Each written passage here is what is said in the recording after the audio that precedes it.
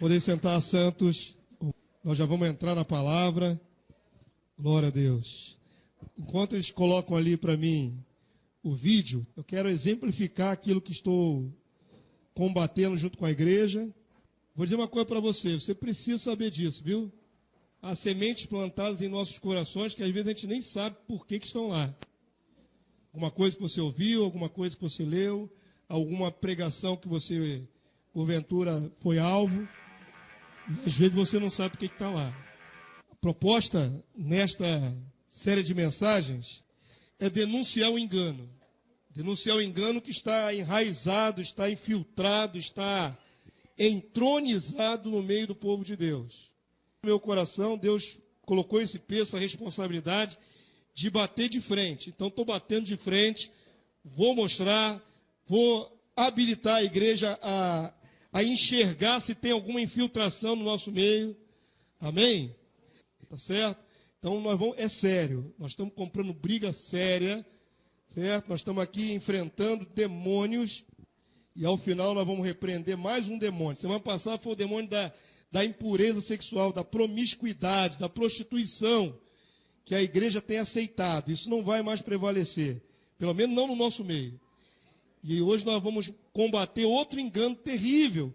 Eu sei que vocês já sabem. Eu sei que vocês conhecem, que nós somos contra a famosa teologia da prosperidade, que graça no meio evangélico. Hoje é a teologia da prosperidade. Semana que vem vou falar sobre o gospel, o pode tudo gospel. E na outra semana nós vamos falar sobre o neopentecostal. Você não perde para esperar. Amém? Hoje nós vamos tirar do nosso coração qualquer sementinha da teologia da prosperidade do nosso coração. Você vai ver e vai ouvir. Eu falei um pouquinho sobre isso durante a semana. Vamos ver se a gente consegue ver o vídeo hoje. Já está ali, ó, liberado ali. Vamos ver só até o minuto 4, tá? Pode tirar o restante do vídeo. Apague as luzes, por favor. Vamos começar ilustrando com o vídeo. O que anda no coração do povo de Deus? Que espírito é esse? Tendo Jesus saído de casa naquele dia. Repete. Tendo Jesus saído de casa naquele dia, estava assentado junto ao mar. Casa simples, na beira da praia. Se você é contra um Deus próspero, se você é contra um Deus que além de ter casa ainda tem para dar, tudo bem, mas seja macho, se renda e diga: eu não aceito esse negócio de um Deus que dá casa, de um Deus que dá carro. Mesmo sem aceitar, vai sair daqui hoje de posse dela, em nome de Jesus. Voltando para Marcos, capítulo de número 2, e entrando outra vez soube-se que estava em casa. Em Mateus capítulo 4, ele está mudando de cidade, mudando de endereço. Ele mudou de Nazaré, da tribo de Azer, para Cafarnaum. Pastor, e essa casa, como foi? Como é que ele comprou? Com que dinheiro? Veja só.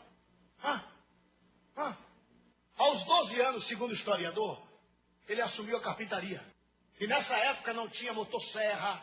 Nessa época era na base do machado. As mesas eram tudo feitas, sabe, no olho. Entendeu? Meia tortinha, emenda aqui. Tá? Então, quando Jesus assume a carpintaria, a coisa mudou. Alguém está me ouvindo aí, queridos? A coisa mudou. Porque era mais ou menos um ano para entregar uma mesa e 4 cadeiras. Um ano!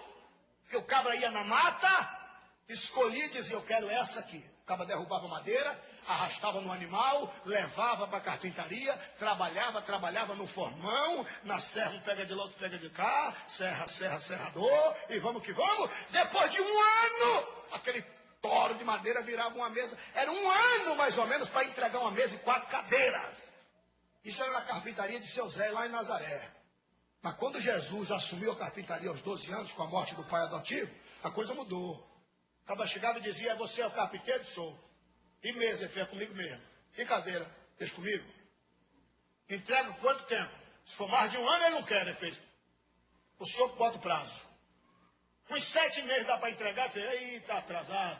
Vem amanhã.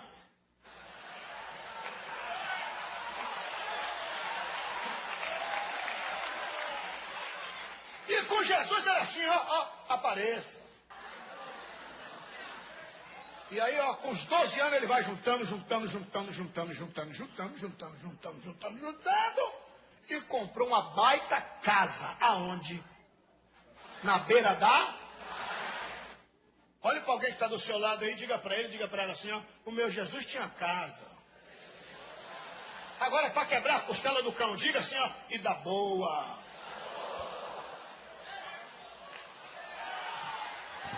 Tá bom, pode tirar, pode parar. Chega. Jesus fez móvel no estalar de dedo, mágica. Apareça. Primeiro sinal não foi na boda de Caná. Primeiro sinal foi aos 12 anos fazendo móvel. Isso aí é uma igreja evangélica, deve ser séria, está lotada, tá certo? Povo de Deus. Que espírito é esse que está no coração desse homem? Que espírito é esse que está no coração desse servo de Deus? Desse pastor? Espírito de Deus? Eu vou ignorar a historinha criativa de que Jesus fazia móvel de um dia para o outro no estalo de dedo. Eu vou ignorar essa parte, porque isso aí é recurso que alguns pregadores têm para enxertar detalhe onde não tem no texto bíblico. Tá certo? O cara viaja na cabeça dele e bota mais recheio na empada. Eu vou ignorar essa parte. Eu quero que você perceba o que está por trás disso. Ele falou que Jesus foi fazendo móveis, juntando dinheiro até comprar uma casa na praia, que na cabeça dele deve ser uma mansão. Porque hoje, no século 20, 21, quem tem casa na praia é pessoa endinheirada. Acontece que Cafarnaum, ali onde Jesus supostamente tinha uma casa de praia, era uma vila de pescadores. E eu não sei quantos já tiveram a oportunidade de ver uma vila de pescadores. É gente humilde, é pobre. Não é? Pode ser até de alvenaria, pode ser barraco, palafita, pode ser alvenaria, mas é gente pobre, trabalhadora. Quem disse que o fato de Jesus morar na beira da praia ditava que ele era rico? Aonde está isso na sua Bíblia? Sabe onde está isso? No espírito de engano, nesse espírito de prostituição que está sobre o povo de Deus, que colocou no coração de muitos líderes. Eu dei aqui um exemplo. Eu poderia colocar 10 vídeos, 15 vídeos, horas e horas de vídeos, com os maiores pregadores. Foi legal pegar um que é desconhecido. Porque se eu coloco alguns aqui conhecidos, que você vê toda semana na televisão, há uma contaminação no meio do povo de Deus de que você tem que prosperar materialmente, tem que juntar dinheiro, tem que fazer dinheiro e juntar dinheiro, e ter as coisas boas, ricas desse mundo. Essa é a teologia da prosperidade, essa terrível prostituição. Eu quero quebrar em nome de Jesus, com os textos bíblicos, essa ideia. Vamos ler aqui comigo Mateus 6, 24, vamos lá? Leia comigo. Os antídotos para todo engano é a palavra de Deus. Amém? O antídoto para todo engano teológico é a palavra de Deus. A ideia teológica é lançada no meio do povo de Deus. Ideias. Mas a verdade prevalece. A palavra de Deus diz assim: seja todo homem mentiroso e Deus verdadeiro. E a verdade está aqui, Mateus 6, 24. Leia comigo em voz alta, vamos lá? Ninguém pode servir a dois senhores, porque ou há de aborrecer-se de um e amar ao outro, ou se devotará a um e desprezará o outro. Não podeis servir a Deus e às riquezas. Diga isso em voz alta para ir fazendo antídoto no seu coração contra qualquer ideia errada de que você tem que ser rico. Você só vai ser rico se Deus quiser. Mas a ideia é que todos devemos ser ricos. A palavra de Deus diz ali, com todos a ler, lê aqui comigo a partir de não podeis. Lê em voz alta, vamos lá? Não podeis servir a Deus e às riquezas. Escolhe um. Escolhe um. Você é escravo de quem? De Deus, de Jesus Cristo. Ou você é escravo da cobiça da riqueza. Ou um ou outro. Não tem como ser as duas coisas. Palavras do nosso Senhor Jesus Cristo. Vamos ver agora alguns detalhes. Vamos lá, avance para mim, por favor. Quais são os conceitos que a Bíblia tem que gerou no coração desses homens a ganância em cima de texto bíblico? Queridos, não falta texto bíblico que, se for tirado do seu contexto, da sua propriedade, do seu propósito, vira um pretexto tremendo para criarmos uma teologia da prosperidade. Então, qual é a promessa de prosperidade? Onde tem uma promessa boa de prosperidade? Deuteronômio 28, 11 até o 13. Vou ler só um trechinho. O Senhor te dará abundância de bens. Isso aqui na mão de um pastor, pregador de prosperidade, ele não precisa nem mais ler o resto do texto. Aí tá bom, parou aí, tá ótimo. Não está escrito na Bíblia? O Senhor te dará abundância de bens. Você tem abundância de bens? Se não tem, tem alguma coisa errada. É assim que eles fazem. É simples assim. E não tem ninguém que vai dizer que não foi baseado na Bíblia, porque foi esse comentário. O Senhor te dará abundância de bens no fruto do teu ventre, no fruto dos teus animais, no fruto do teu solo, na terra que o Senhor, sob juramento a teus pais, prometeu dar-te. Deus tem uma promessa de prosperar o povo de Israel na terra de Canaã. O contexto real é esse. O Senhor te abrirá o seu bom tesouro, o céu, para dar chuva à tua terra no seu tempo e para abençoar toda a obra das tuas mãos. Esse pedaço aqui é interessante. Lê aqui comigo, vamos lá? Emprestarás a muitas gentes, porém tu não tomarás emprestado. Se você já pegou algum empréstimo bancário ou de cacique, BMG, esses agiotas aí, você está fora da palavra. Porque você tem que emprestar, mas não pode pedir emprestado. Verso 13. O Senhor te porá por cabeça e não por cauda, e só estarás em cima e não debaixo, se obedeceres aos mandamentos do Senhor teu Deus, que hoje te ordeno para os guardar e cumprir. Há uma promessa clara de bênção aí? Há. Não podemos negar que Deus prometeu ao povo de Israel bênção, prosperidade. Não é? Não uma proteção, uma blindagem, mas uma promessa de bênção, mediante a obediência do povo de Israel. Vamos ver o que a palavra fala sobre promessa de sustento.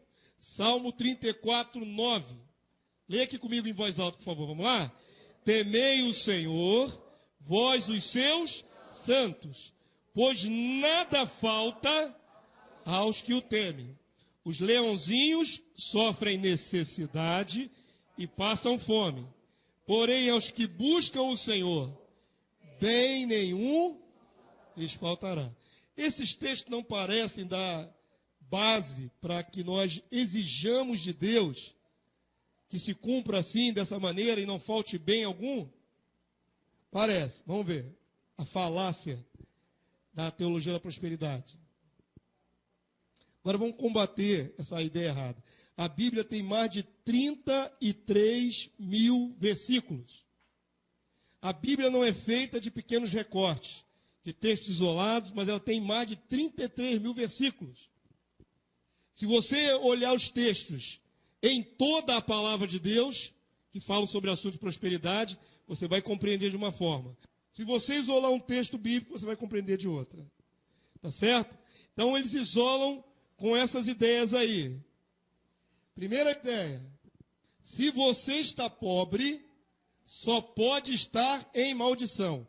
Quantos de vocês pensam assim? Aqui, minhas ovelhas?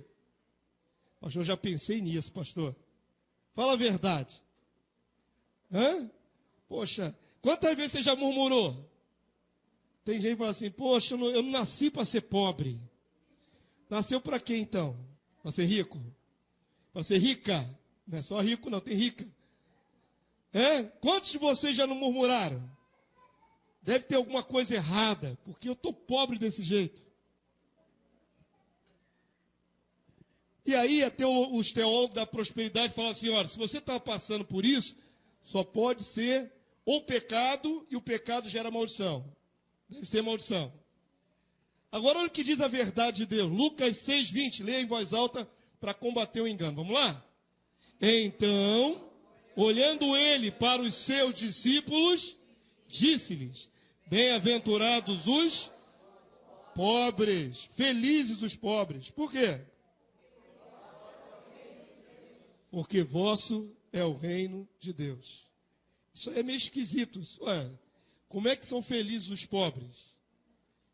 Se você não pode ser pobre, se você for pobre, está maldito. Deus quer te dar mais do que o básico. Isso aqui também é interessante, esse conceito. Você tem um carrinho fraquinho, Deus quer te dar um Mercedes. Né? Você tem uma televisãozinha fraquinha, Deus quer te dar um Smart, de não sei quantas polegadas.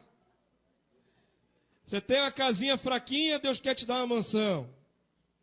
Deus não quer te dar só o básico. Vamos ver se é verdade. 1 Timóteo 6:8, leia aqui comigo, vamos lá? Essa aqui é legal, leia em voz alta, vamos lá? Tendo sustento. O que é sustento? O básico. Sustento é só para subsistir, sobrevivência. Não é? Alimentar o bucho, vestir o corpo, moradia sobre a cabeça. Quem disse isso aqui é o apóstolo Paulo. Vamos ler de novo. Tendo sustento e com que nos vestir, estejamos contentes. Ora, o apóstolo Paulo não era adepto da teologia da prosperidade. Engraçado, né? Esses pastores acham que Jesus tinha uma casa na praia. Era rico. São os piadistas, né? São os pândegos. O apóstolo Paulo não é adepto da teologia da prosperidade, porque ele diz assim, se você tiver só o básico e o que vestir, o que diz ali a palavra? Fica contente. A palavra contente significa contentamento. Não é feliz, é apenas grato. Tá certo? Você agradece. Obrigado, Senhor. Obrigado que eu tenho um teto sobre minha cabeça, eu tenho um alimento na minha barriga e eu tenho roupa para me agasalhar. Só isso. Satisfeito. Certo? Outra falácia da teologia da prosperidade. Temos que reinar em vida, sendo prósperos, muitos bens. Verdade do Senhor, Lucas 12:15. Lê comigo, vamos lá? Então lhes recomendou, tende cuidado e guardai-vos de toda e qualquer avareza, apego a bens. Porque a vida de um homem não consiste na abundância dos bens que ele possui. Amém, querido de Deus? Outra falácia da teologia da prosperidade. Todos temos direito a ser ricos, sermos ricos. 1 Samuel 2:7, vamos lá? O Senhor empobrece e enriquece, abaixa e também exalta. Quem é que te botou pobre? O diabo. Não. Quem foi que te botou pobre? Deus. Mas eu estou falando com uma igreja esclarecida, mas eu tenho certeza no meu coração que vocês já questionaram. Por que vocês vêm tanto pregar a teologia da prosperidade? Será? Aí fica aquele será na cabeça. Será que lá no fundo não tem algum sentido essa teologia da prosperidade? Será que se de repente o pastor Amado não fosse tão canguinha, tão maluco, e ele pregasse só um pouquinho de prosperidade, será que a gente não dava uma melhorada no nosso salário, não? Uma promoção? Será que se fizesse pelo menos uma semana por ano ou por mês de campanha de prosperidade, será que a gente não melhorava de vida? O pastor também não estimula isso. Por isso que eu estou pobre desse jeito. Quem te empobrece é Deus. Quem te enriquece é Deus. Amém, querido Deus? Eu estou tomando uma posição diante de Deus, dos homens, dos anjos, dos principados. E eu gostaria que você tomasse também. Não é hora de ficar mais em cima do muro. Tá certo? Vamos combater. Combatemos a prostituição no meio do povo evangélico. Vamos combater o erro da teologia da prosperidade. Todos temos direito a ficar rico. Lucas 18, 24. Leia comigo. E Jesus, vendo assim triste, disse: quão dificilmente entrarão no reino de Deus os que têm riqueza. Eu acho que esses teólogos não leram isso. Eu acho que aquele pastor pregador não leu esse versículo de Jesus, essa palavra de Jesus. Que a riqueza, no Novo Testamento, muitas vezes se constitui em embaraço para a pessoa entrar no reino. Não é a teologia da pobreza. Falou ali, o próprio Senhor Jesus falou, bem-aventurados os pobres, porque o reino é deles. Mas evidencia no texto bíblico que a riqueza se constitui num outro Deus para a pessoa e se torna um embaraço para ela entrar no reino de Deus. Avance para mim um pouquinho, vamos ver a cara deles. Esses aí são os da mídia.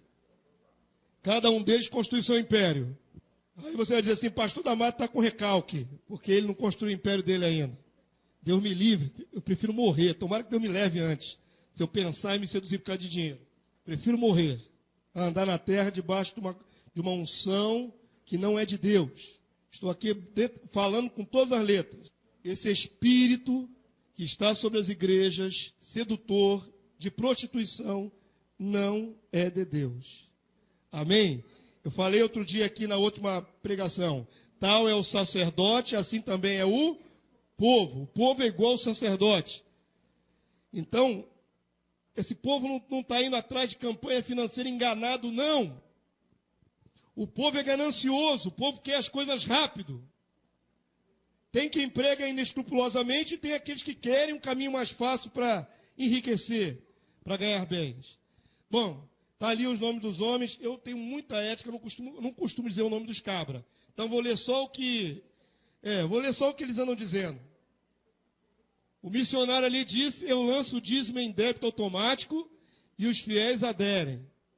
O outro que se diz apóstolo diz, eu vendo objetos ungidos por preços absurdos e os fiéis compram. Esse aí lançou a meia da bênção. Uma meia de lã comum, bordada com versículo bíblico. Quanto é a meia da bênção? Quantos sabem aí? Quanto é?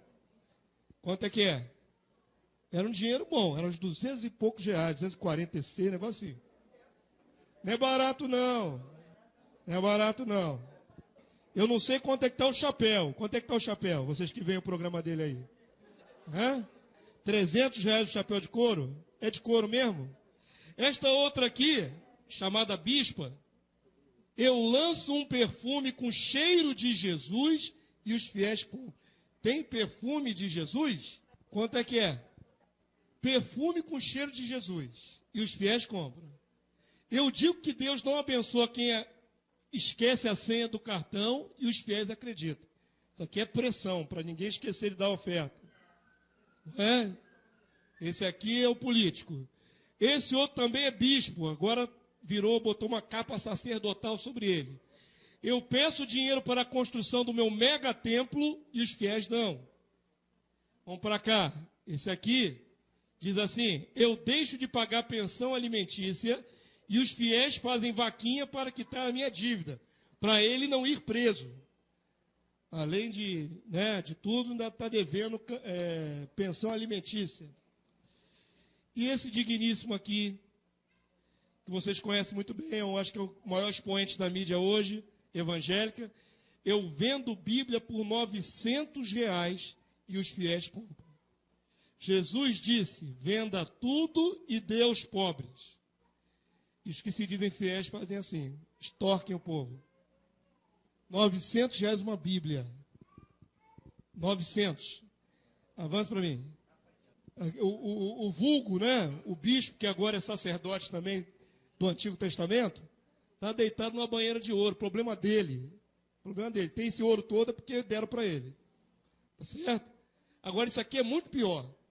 O digníssimo que vende uma Bíblia de 900 reais na televisão, quando a coisa está ruim, quando está começando a cair as ofertas, ele manda chamar o outro lá dos Estados Unidos, esse aí, ó, esse pregador aí lá dos Estados Unidos, E o cara vem aqui e dá um upgrade nas finanças dele, fazendo campanhas mais mirabolantes. Foi ele mesmo que pediu da outra vez R$900 numa Bíblia de batalha espiritual, não sei das quantas. Era uma ofertinha de R$900. Agora ele aumentou os valores. Está diante da mídia pedindo, a começar de R$500, está aqui, ó, tirado da internet, R$500, R$1.000, R$5.000 e R$10.000. Dá quem quiser. R$10.000. Oferta pedida de R$10.000. Tem empresário que dá? Tem. Ah, pastor, mas é para ele manter o programa no ar e abençoar muitas vidas. Glória a Deus. Tenho nada contra os programas que estão lá. Mas eu tenho contra isso aqui. Para mim, isso aqui me escandaliza. Ofertinha de R$10.000. E aqui, as igrejas neopentecostais lançando a campanha da vassoura ungida. Isso aqui é o altar.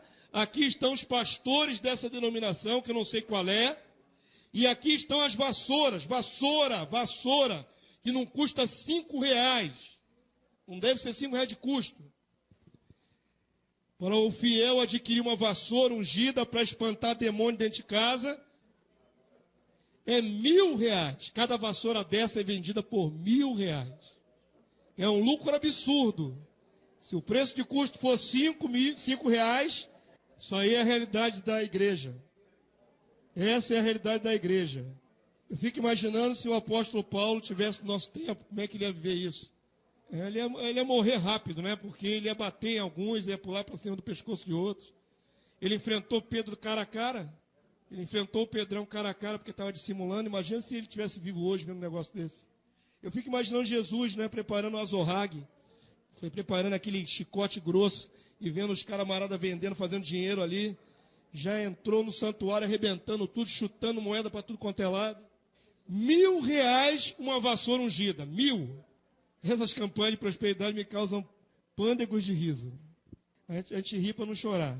Campanha de prosperidade. Essa aqui é de uma igrejinha bem pequenininha. Está colada aqui na janela dela. Campanha de 7 semanas. Aí colocou o texto, 2 Reis 4:7. Quem te viu devendo vai te ver pagar. Interessante. Essa de causar risos. É piada, só pode ser piada. Ah, tem o óleo da isenção. É isso? Isenção, é isso? Isenção. É para isentar o cara de pagar tributo? Deve ser. Aí 7 semanas a criatura frequentando ali a igreja para ficar isento de pagar tributo. Só pode ser. 7 chaves para abrir as portas da prosperidade. Aí vai dando aqui as dicas aqui. A pessoa fica agarrada na igreja 7 semanas fazendo campanha. Essa aqui é interessante. Aula da prosperidade. Tem curso. Não é só campanha pela fé, não. Tem curso. Como ficar rico através do estudo da palavra. Aí colocaram um salmo ali, Salmo 138. Bem-aventurado aquele que teme o Senhor e anda nos seus caminhos. Do trabalho de tuas mãos comerás. Ou seja, é do que você produz. Feliz serás e tudo te irá bem. Aonde que eles viram aqui ficar rico, não sei. Se você tem visão de ser cabeça e não aguenta mais não ter dinheiro para nada, viver dependendo de patrão, então esteja conosco na segunda-feira, na aula da prosperidade. Isso aí é legal, né? Traga um caderno para a aula, eles deviam dar, né? Por favor, só venha se você tem visão para ser cabeça. Assim vão brincando com o povo de Deus. Gente humilde. Nosso povo é constituído basicamente de gente pobre. No Brasil, terceiro mundo. Nos Estados Unidos, o povo tem renda maior. Eles dão dinheiro em somas grandes para a igreja. Mas no nosso país, a pessoa dá com dificuldade. Nós estamos vivendo agora, por causa da roubalheira, da corrupção do nosso país, um período de recessão, desemprego.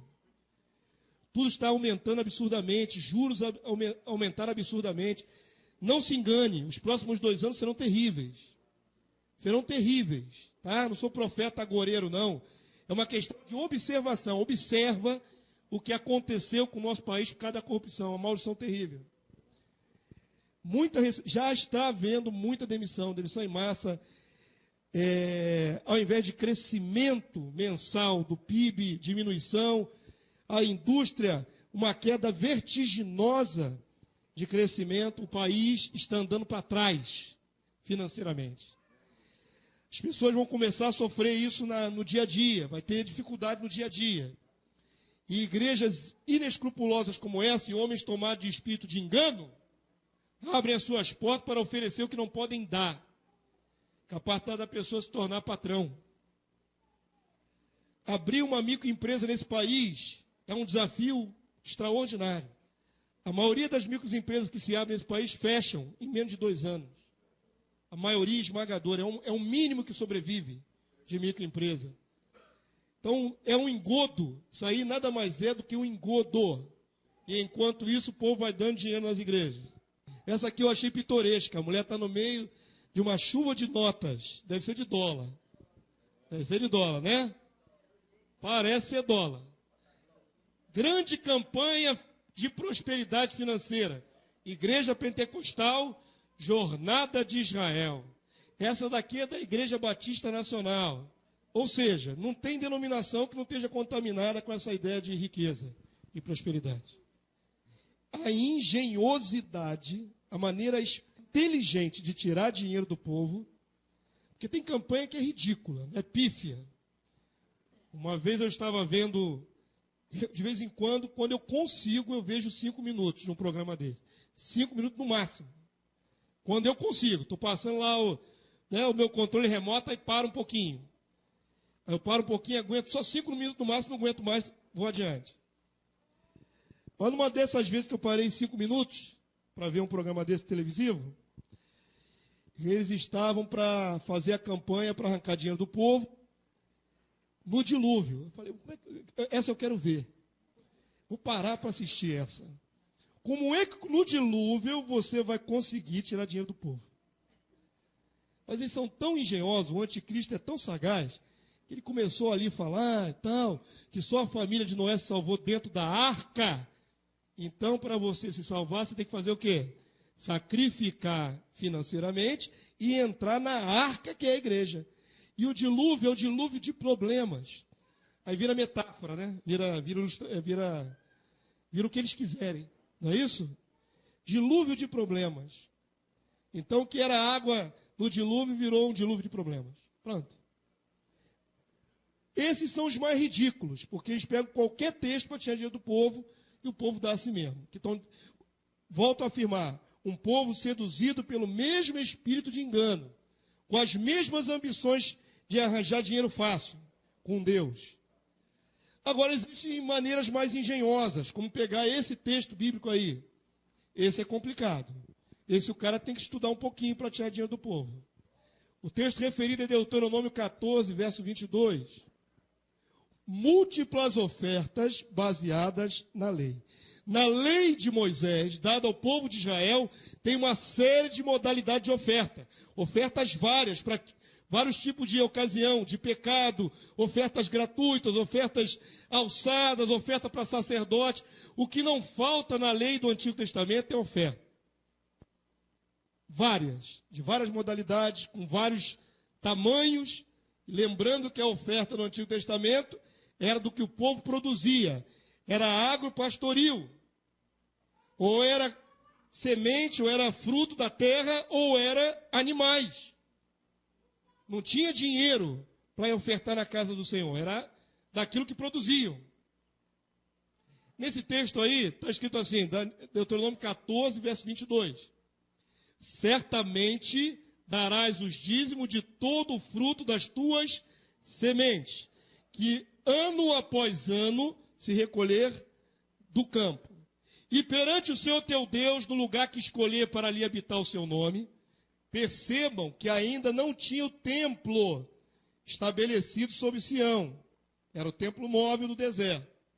Mas Deus já está prevendo que vai ter um lugar específico na terra, que seria onde Salomão construiu o primeiro templo, onde o povo de Israel ia concentrar a entrega das ofertas. Então diz ali, onde o Senhor escolher para ali habitar o seu nome, comerás o dízimo do teu cereal, do teu vinho, do teu azeite e os primogênitos das tuas vacas, das tuas ovelhas, para que aprendas a temer o Senhor teu Deus todos os dias. Um fato, Deus se relacionava com o povo de Israel através das ofertas. Oferta diz muito a respeito do povo de Deus. Quem dá com alegria, Deus ama. Quem entrega a sua oferta com diligência, não é? Deus também se agrada. Oferta é uma retribuição de um coração agradecido pela provisão. Amém, queridos Deus? Estava falando para um irmão sobre isso, como funciona o nosso sistema aqui na igreja. Eu falei, aqui não tem controle financeiro das ovelhas. Os envelopes são em branco. Não tem como saber quem deu quanto, quem deu X, quem deu 2X, 3X. Não tem como saber. A menos que a pessoa se identifique ou ela faça um depósito bancário dizendo, pastor, depositei tanto na conta da igreja. Fora isso, não tem como saber. Eu não tenho como saber quem deu, quem não deu, nem quanto deu. Amém, querido Deus? Tá certo?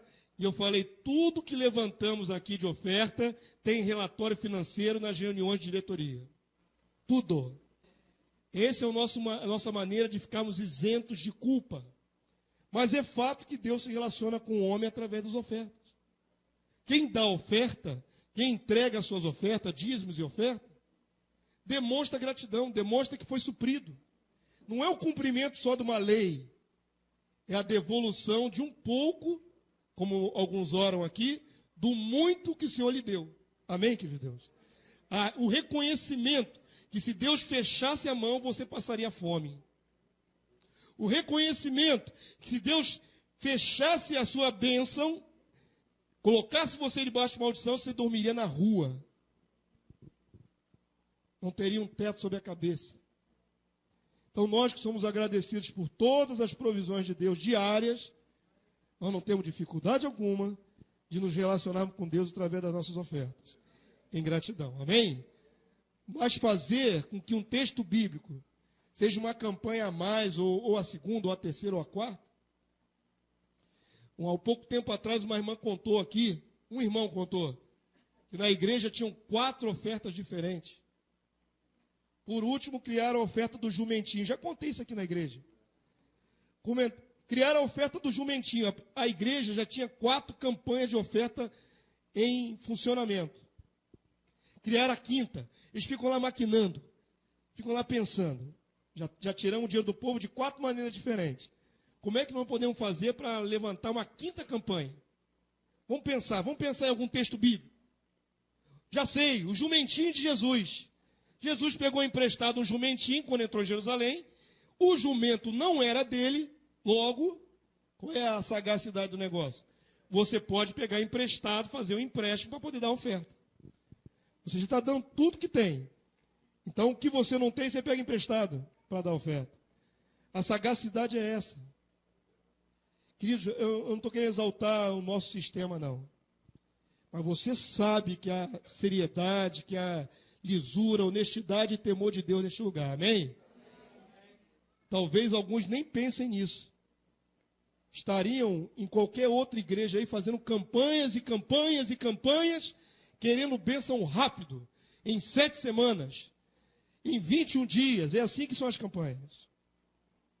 Tá certo? Você estabelece um prazo mínimo e Deus, tu tem que cumprir. Porque eu fiz a campanha de 21 dias. Deus falou o seguinte na sua palavra. Quando o caminho te for cumprido demais, se você estiver muito longe do templo, um lugar onde Deus ia escolher, que não possas levar, por estar longe de ti o lugar que o Senhor teu Deus escolher, daí escolher o templo de Salomão, para ali pôr o seu nome, quando o Senhor teu Deus te tiver abençoado, então vende-os, tá certo? A oferta, o dízimo daquilo que ele recebeu, e leva o dinheiro correspondente. Isso aqui é dinheiro correspondente de oferta, de dízimo, na tua mão, e vai ao lugar que o Senhor teu Deus escolher. Esse dinheiro dá-los-á por tudo que deseja a tua alma, por vacas, ou ovelhas, ou vinho, ou bebida forte, ou qualquer coisa que te pedir a tua alma. Come-o ali perante o Senhor teu Deus, e te alegrarás tu e tua casa. Presta atenção que a pessoa levava um boi, mas ela tinha direito a comer do boi, do dízimo que ela dava. A pessoa levava cereal e podia fazer um alimento lá diante do santuário, ofertar para Deus e ainda comer do alimento. Não era assim como hoje se faz. Você só tem que dar, e não se beneficia de nada. Eu não estou dizendo aqui, eu quero explicar o contexto do Antigo Testamento. Eu não estou dizendo aqui que do seu dízimo você pode tirar uma parte para você comprar uma roupa, para você fazer um jantar especial com o marido ou com a esposa. Não estou falando isso não. Estou falando que o sistema do Antigo Testamento permitia ao cara que estava longe do santuário, depois levar o correspondente do dízimo e lá se alegrar, ofertando para Deus e segurando parte para se alimentar ali junto. É celebração. Oferta é celebração. Amém, querido Deus? Agora, esse texto é tão difícil, tão obscuro, eu andei pesquisando. Os judeus pensavam que isso era um segundo dízimo. Os judeus acreditavam nisso. Porque é um texto muito complicado. Agora, um camarada esperto, em cima desse texto aqui, vai deitar os cabelos. Não é? Deitar os cabelos é uma gíria da minha época. Como é que é a gíria de hoje? Não, vai se dar bem. Como é que se dá bem aí na gíria de hoje? Na minha época, eu ia falar deitar os cabelos. Eu não sei nem por que deita os cabelos, né? Eles ficam em pé, não sei. Aqui diz o seguinte. Presta atenção na engenhosidade que você pode, com o espírito da prostituição, arrancar dinheiro do povo. Aqui diz o seguinte, olha só. Dá-los lá, você vai dar a oferta, por tudo que deseja a tua alma. Por vaca, na época era vaca, ovelha, vinho, bebida forte, qualquer coisa que pedir a tua alma. Existem pregadores que em cima desse texto falam assim, você vai dar uma oferta, agora pensa o que deseja a tua alma, o que você quiser. O céu é um limite. O que você quer? Eu quero um carro do ano. Então vou dar uma oferta, visionando um carro do ano. Se o céu é um limite, eu quero uma cobertura na barra. Se o céu é o limite, eu quero um iate. Na Marina da Glória, eu quero um iate para mim. E aí o camarada consegue arrancar dinheiro do povo na proporção da tua ambição. O contexto não era esse. As ofertas eram para sustentar os levitas que não tinham herança, que trabalhavam direto no santuário, e os sacerdotes. Então virão o levita, pois não tem parte nem herança contigo, o estrangeiro, o órfão, a viúva, que estão dentro da tua cidade, comerão e se fartarão, para que o Senhor teu Deus te abençoe em todas as obras que as tuas mãos fizerem. Queridos, existem textos de sobra difíceis, relativos à lei do Antigo Testamento, que se o camarada for engenhoso, ele consegue fazer várias campanhas financeiras. Várias campanhas financeiras. Torcendo o sentido e aplicando ao seu bel prazer. Tá certo? A lei, a palavra de Deus diz, se você quiser seguir a lei, tem que seguir todos os preceitos da lei. E escolhe, ou você está na lei ou está na graça. Você quer andar segundo a lei de Moisés? Então você vai ser judaizante. E vai cumprir todos os preceitos da lei. Mas nós estamos na lei, né, da graça. A lei do Espírito de vida em Cristo Jesus te libertou da lei do pecado e da morte. Amém? Então não dá para pegar textos daquela época e adaptar para a igreja. No Novo Testamento não há tal imposição de oferta.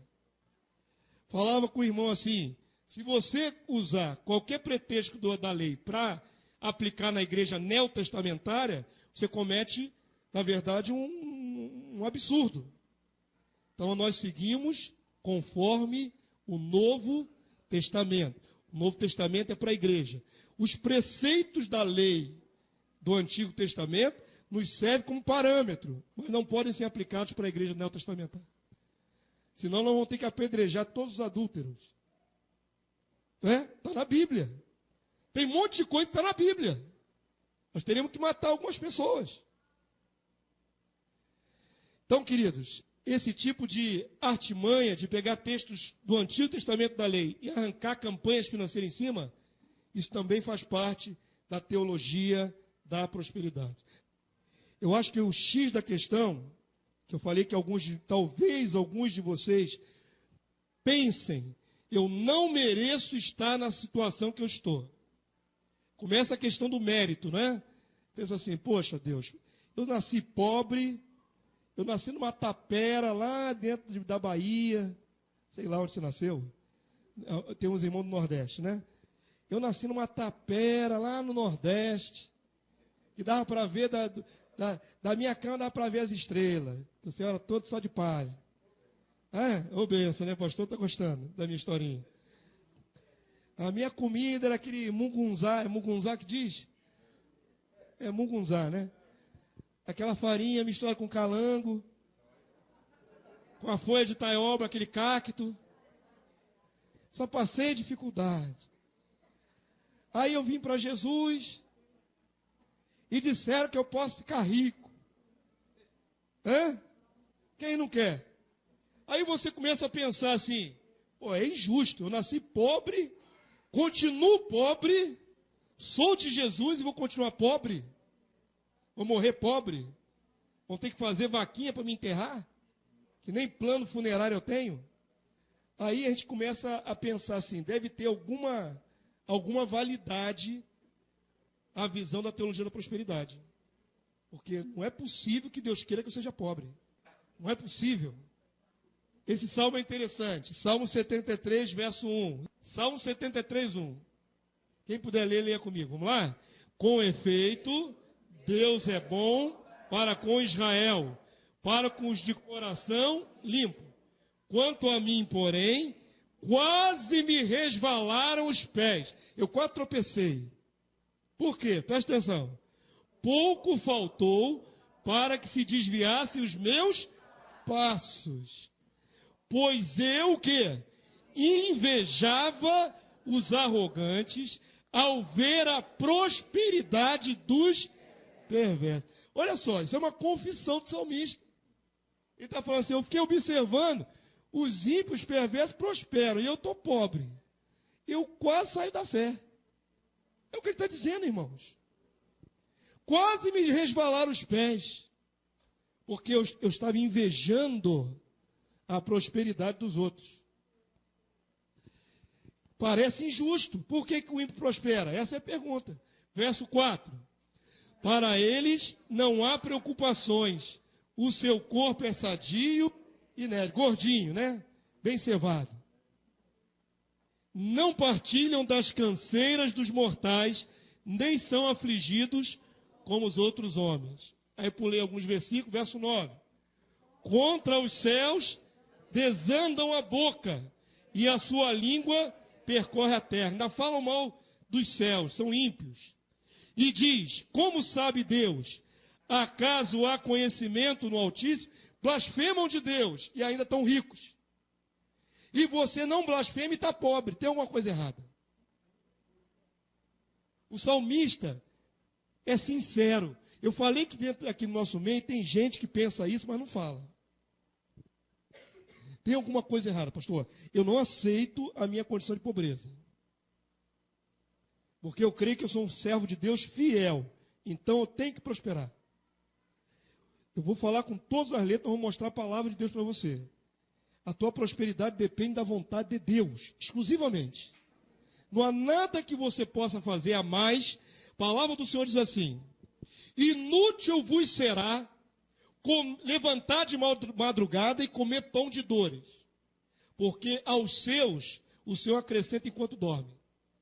Tem gente que pensa assim, eu estou duro, estou muito mal, então eu tenho que fazer serão após serão, serão após serão, eu tenho que dobrar 2, 3 turnos, porque Deus não está me abençoando. Os seus, o Senhor acrescenta enquanto dorme, você descansa, dorme sono do justo para trabalhar outro dia mais 8 horas. Não fica nessa obsessão de que se você trabalhar muito, você vai conseguir alguma coisa, porque você vai conseguir doença no teu corpo. Estafa, problemas psicossomáticos. Amém, igreja? Estão compreendendo? Deus só vai te prosperar e te enriquecer se Ele quiser. Se Ele não quiser, você pode dobrar, triplicar, quintuplicar o esforço e continuará pobre. Quem empobrece é Deus, quem enriquece também é Deus. Amém? Você não adianta. Faz campanha, faz igual aquela irmã em Cristo que morreu fazendo jejum lá no Nova Iguaçu, porque ela queria morar na Zona Sul. Fez jejum até morrer de inanição. Forçar Deus a me dar o que eu quero. Verso 12 diz assim: eis que são estes os ímpios, e sempre tranquilos aumentam suas riquezas. Com efeito, inutilmente, olha só o que o salmista está pensando. Está quase saindo da fé mesmo. É inútil servir a Deus. Eu continuo pobre. O cara não serve, é rico. Inutilmente conservei puro o coração e lavei as mãos da inocência. Para quê? Para que eu sou santo? Pois de contínuo sou afligido e cada manhã castigado. A sensação dele é essa. Né? Amanhã tu vai acordar que hora para ir trabalhar? É 5:30 da manhã? É 6:30? Vai murmurando? Misericórdia, eu não nasci para essa vida. Né? Verso 15. Se eu pensar em falar tais palavras, já aí teria traído a geração de meus filhos. Em só refletir para compreender isso, achei muito pesada a tarefa para mim. Ele está em crise na mente dele. Até que entrei no santuário de meu Deus, e atinei com o fim deles. Ele teve inveja dos ímpios, até que ele parou para refletir. Eu sou santo, estou sofrendo, sou santo. Mas no fim das contas eu vou me dar bem. Eles estão gordinhos e cheios de dinheiro, mas no fim das contas eles vão se dar mal. Nessa hora que ele para, reflete, chega à conclusão. Amém? É o fim que vai definir, não o dia a dia. Avança para mim, por favor, Bruninho. Estamos terminando. A igreja está reinando em vida, meus irmãos? Será que a igreja está reinando em vida? Talvez você tenha recebido, sentou lá na frente da televisão e ouviu uma palavra poderosa, pastor, vai mudar minha vida. Já estamos reinando em vida. Eu tenho que ser rico e próspero porque já estamos reinando em vida. Muito bem. Essa palavra reinar em vida é de Romanos 5,17. Está grandão, lê comigo, vamos lá? Se pela ofensa de um e por meio de um só reinou a morte, muito mais os que recebem a abundância da graça e o dom da justiça. Agora olha o tempo do verbo, olha o tempo do verbo. Reinarão, lá no futuro, em vida, por meio de um só, a saber, Jesus Cristo. Quando é que haveremos de reinar? O que diz aqui Apocalipse 2,10? Ser fiel até a morte, e eu te darei a coroa da vida. Você vai ficar muito rico? Vai. Vai ficar muito poderoso? Vai. No reino. Amém? Aí tudo é vosso. Paulo diz, tudo é vosso. Seja o mundo, o porvir, a vida, tudo é vosso. Mas agora não. Paulo, ele esclarece isso aqui em 1 Coríntios 4:7. Tem gente que precisa ouvir essa palavra, tá? Talvez vocês não que já estão vacinados. Mas tem gente que precisa ouvir essa palavra. Que vivem dizendo que estão reinando em vida, que devem reinar em vida. Paulo esclarece, 1 Coríntios 4:7. Leia aqui comigo. Pois quem é que te faz sobressair? E que tens tu que não tenhas recebido? E se o recebeste, por que te vanglorias, como se o não tiveras recebido? Já estás fartos, já estás ricos, chegastes a reinar sem nós? Sim, tomara reinasses, para que também nós viéssemos a reinar convosco. Paulo está falando para aquela igreja, vocês pensam que já estão reinando? Quem dera vocês já estivessem reinando de verdade.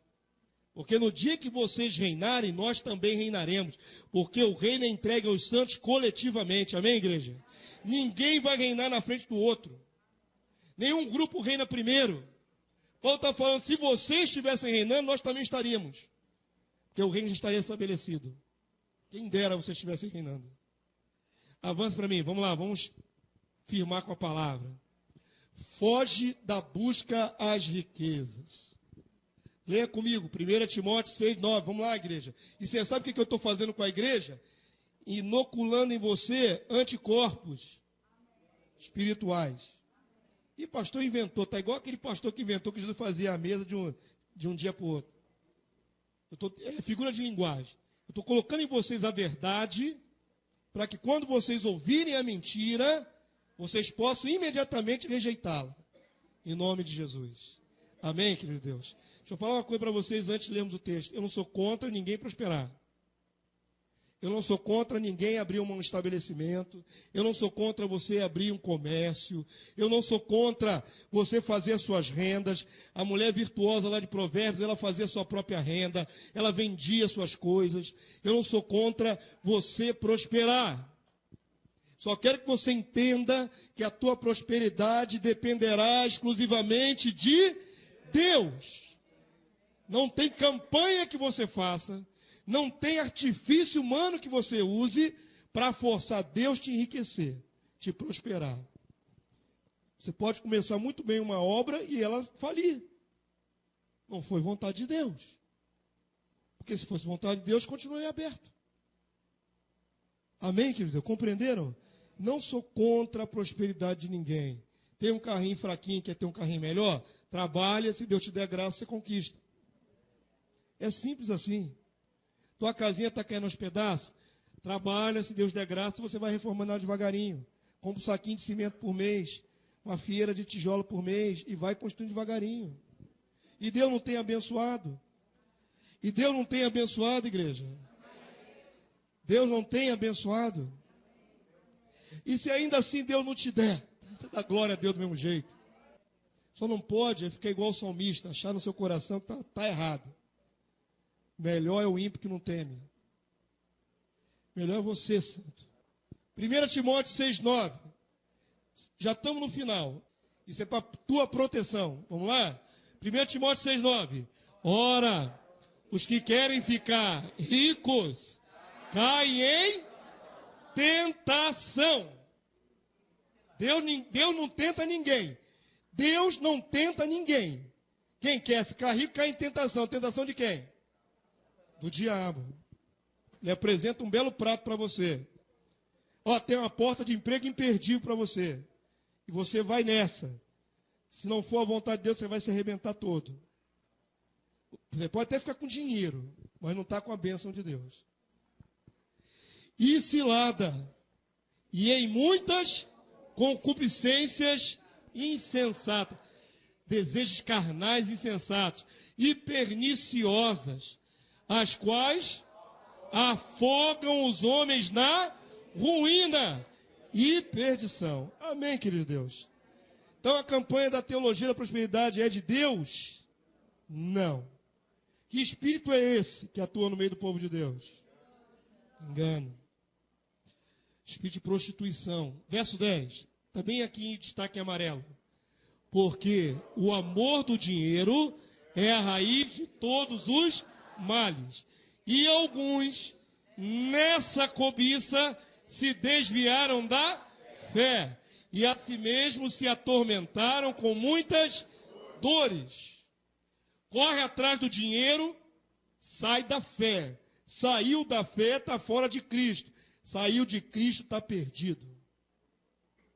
Não importa que o diabo te ofereça, você conquiste. Verso 11. Tu, porém, homem de Deus, mulher de Deus, foge destas coisas. Fala para o seu irmão, ainda não falei para você falar para o seu irmão, né? Fala para o seu irmão assim, foge destas coisas. Foge destas coisas. Antes segue a justiça, a piedade, a fé e o amor. A constância e a mansidão. Avança aí para terminar. Essa é boa, viu? Você está sofrendo, está gemendo, está igual o salmista? Tem alguma coisa errada, estou nessa pobreza toda. Oh, misericredo, né? Oh, Jesus. Quanto tempo que eu não sei o que é um filé mignon. Uma carne de primeira. Quanto tempo que eu venho comendo esses discos voador amarelo. Essa carne moída. Oh, Jesus. Essa salsicha em lata. Quanto tempo, Jesus? Tem alguma coisa errada. A teologia da prosperidade diz que eu tenho que ser rico. Um ouvinte, de vez em quando, cai bem, né? Cai bem, de vez em quando rola. Eu creio. Pastor Damaso crê. que a teologia da prosperidade não usa os textos de Paulo. Mas eu tenho quase certeza que todos os pregadores de prosperidade não usam o apóstolo Paulo. Não podem usar, a menos que seja algum texto distorcido do seu contexto. Porque o apóstolo Paulo, ele aprendeu a passar dificuldade. Ele aprendeu a ter pouco dinheiro, não ter nenhum. Ele aprendeu a passar nudez, fome, carência. As pessoas gostam de destacar o versículo lá, posso todas as coisas que ele me fortalece. Mas não lê o contexto. Ele está dizendo sem passar pobreza, sem passar carência, nudez. É nisso que eu sou fortalecido. É nesse contexto que sou fortalecido. Eu não abandono meu Deus nem Jesus porque passo por dificuldade. Eu aprendi a passar por tudo. Quem colocou dificuldade no caminho de Paulo? De vez em quando, Paulo parava a obra missionária, ou então, em caminho da obra missionária, ele fazia tendas. Paulo era tecelão de tenda. Imagina o apóstolo Paulo, aquele homem de Deus, pregador do evangelho, sentado num tamborete, talvez, no chão, e uma lona enorme de pele de cabra, e ele ali costurando com aquelas agulhas grossas do passado, costurando uma pele na outra, fazendo tenda, para poder sobreviver. Tinha riqueza, não. Teologia da prosperidade não se apoia em Paulo. Eu não acredito que se apoie em Paulo. Porque Paulo não formou uma fábrica e botou um monte de empregado. Paulo trabalhava manualmente. Talvez devia lá vender as suas tendas 1, 2 por semana. Sei lá quanto tempo que leva para fazer. Vou arriscar igual o outro, não. Né? Aprenda a passar por dificuldade. Você que está gemendo aí, porque eu e minha esposa dou testemunho, e vou sempre falar isso, nós aprendemos nas dificuldades quem é Deus. Deus se manifestou poderosamente na minha vida, na vida de Lenice, no meio da dificuldade. Você creia ou não creia. Você não precisa crer. Eu sei porque vivi. E ela viveu junto comigo. Tá certo? De um gás vazio, ela abraçar-se com gás, ele durar quanto tempo depois? 3 meses. Crê se você quiser. Se você crê se você quiser. Mas quando a gente estava lá sem nada, e eu desempregado, minha esposa se agarrou no botijão de gás e ele durou um tempão. Como? Exatamente. Crê se você quiser. O Deus provedor eu conheço. E o Deus provedor se manifestou na minha vida no deserto. No deserto. Não foi em tempo de bonança, foi em tempo de escassez extrema. Mas Deus não deixa um justo passar fome, mendigar o pão, nada disso. Amém?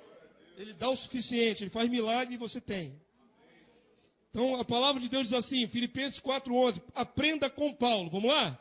Digo isto, não por causa da pobreza, porque aprendi a viver contente, satisfeito, em toda e qualquer situação. Tanto sei estar humilhado, como também ser honrado. De tudo e em todas as circunstâncias, já tenho experiência, tanto de fartura, como de fome. Paulo passou fome? Passou. Servindo a Jesus. E tem outros textos que comprovam isso. Assim, de abundância, como de escassez. Agora diga comigo o versículo que todo mundo sabe de qual. Vamos lá? Tudo posso naquele que me fortalece. Amém, querido Deus? Você consegue passar pela escassez? Sem abrir mão de Deus, de Jesus? E sem se enveredar, ser seduzido pelo espírito do engano, da prosperidade, da teologia da prosperidade? Sem apelar para campanhas intermináveis? Sem você ir bater em outra igreja, porque na tua igreja Deus não está te abençoando. Na tua igreja Deus não está te abençoando. Você tem que ir para outra igreja para pegar a bênção lá. Fazer campanha lá. É o último. Esse aí que é o lindo. Vamos ficar de pé, nós lemos esse último. Nós vamos orar, agradecer a Deus, repreender o espírito esse espírito enganoso. E eu espero que você tenha sido edificado nessa noite em nome de Jesus. Eu sei que você já sabia, mas quantos reafirmaram a sua confiança em Deus? Amém? Você confia em Deus? Mesmo quando há escassez? Mesmo que tenha falta? Meus irmãos. Eu não quero dizer para você que é fácil viver sem dinheiro, não. Eu não quero dizer para você que viver sustentado sobrenaturalmente por Deus é gostoso. Não é gostoso, não. É maravilhoso quando Deus permite que você passe por isso. Mas é difícil, muito difícil. Você não ter de onde tirar, você não ter como prover suas necessidades e ter que esperar exclusivamente em Deus. É uma experiência poderosa, forte. E o servo que passa por isso fica mais agarrado a Deus ainda. Amém?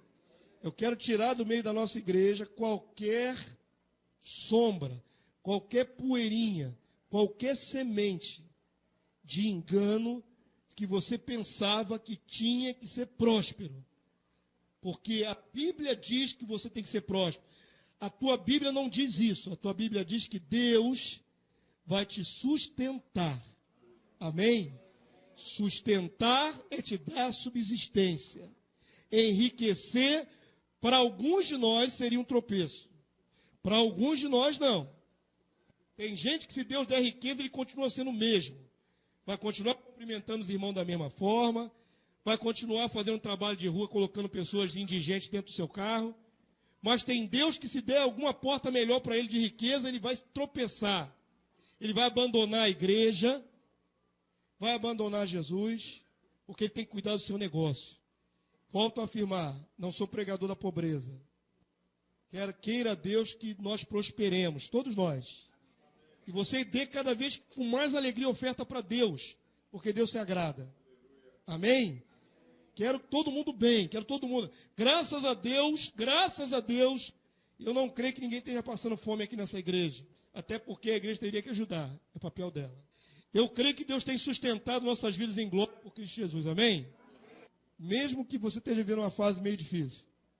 Vamos ler esses últimos 2 textos, eu vou orar, vamos adorar o nosso Deus, vamos na paz de Cristo.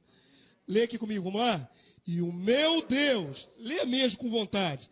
E o meu Deus, segundo a sua riqueza, em glória, há de suprir em Cristo Jesus cada uma de vossas necessidades. Amém? Por último, Hebreus 13:5, vamos lá? Seja a vossa vida sem avareza, contentai-vos com as coisas que tendes, porque ele tem dito, de maneira alguma te deixarei, nunca jamais te abandonarei. Quantos creem nisso? Glória a Deus. Aleluia.